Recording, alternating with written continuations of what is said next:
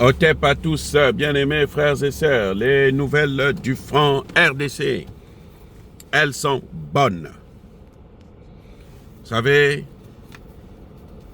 l'armée congolaise et les Wazalendo avancent.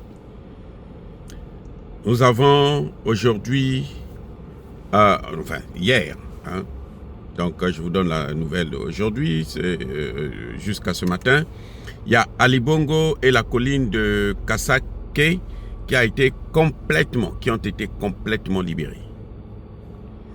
La colline de Kasake, c'est celle qui surplombe Ngungu. Donc c'est à partir de cette colline-là, de Kasake, que les M23 et l'armée rwandaise continuaient à pilonner les forces loyalistes qui se trouvaient à Ngungu. Donc, c'est là qu'ils ont pris l'initiative pour neutraliser ces forces-là et depuis, il y a un peu de liberté. C'est pareil comme ce qu'il y avait à Goma. Lorsque à Goma, ils envoyaient tout le temps des obus, ils se trouvaient sur une colline parce que cette zone-là est une zone montagneuse. Mais les forces armées congolaises, les FARDC et les Wazalendo s'étaient arrangés à les neutraliser depuis la colline. Et depuis, à Goma, il y a le calme. C'est d'ailleurs l'une des raisons qui fait que Kagame est en train de pleurer, quoi. Kagame est dans tous ses états, il est ramassé à la cuillère. Kagame est en train de s'affoler, c'est à cause de ça. Et bien entendu, ce que je devrais ajouter et préciser, c'est qu'il y a beaucoup des hommes qui sont envoyés au repos éternel. Je ne comprends pas pourquoi ces Rwandais acceptent de telles missions, sachant que leur retour au Rwanda est improbable, à au moins 99%. C'est-à-dire que ceux qui sortent de là, ceux-là, ce sont les plus chanceux.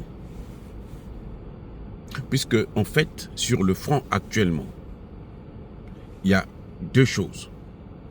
Ou vous sortez de là blessé, ou vous sortez de là en caisse. Même pas en caisse, puisque les FARDC n'ont pas le temps de s'occuper des corps des Rwandais. Donc, ils pourrissent là-bas, c'est la nourriture des animaux. Ça dit que Kagame est en train de commettre un crime. Les Rwandais le soutiennent, parce que en fait, ils sont habitués depuis 30 ans à voir le succès en RDC, à commander la RDC. Mais maintenant, ce n'est plus la même chose. Nous ne sommes plus avec Joseph Kabila, qui gérait le Congo avec Kagame. Là, c'est Tshisekedi qui gère le Congo. Et on peut le critiquer sur toute la ligne, mais au moins, c'est lui qui gère le Congo.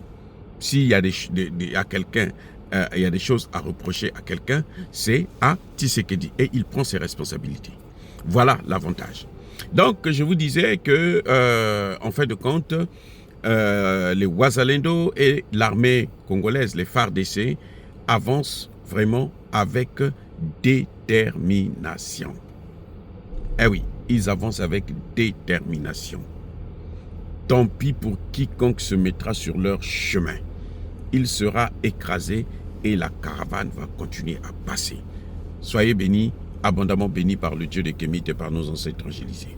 Mais que tous ceux qui persécutent le continent africain le pillent et le déstabilisent, qu'ils soient noirs, blancs, chinois, arabes, juifs, indiens, qui qu'ils soient punis, maudits, foudroyés, neutralisés, écrasés, effacés par le Dieu des Kémites et par nos ancêtres angélisés. Vive l'Afrique éternelle, j'ai dit et j'assure.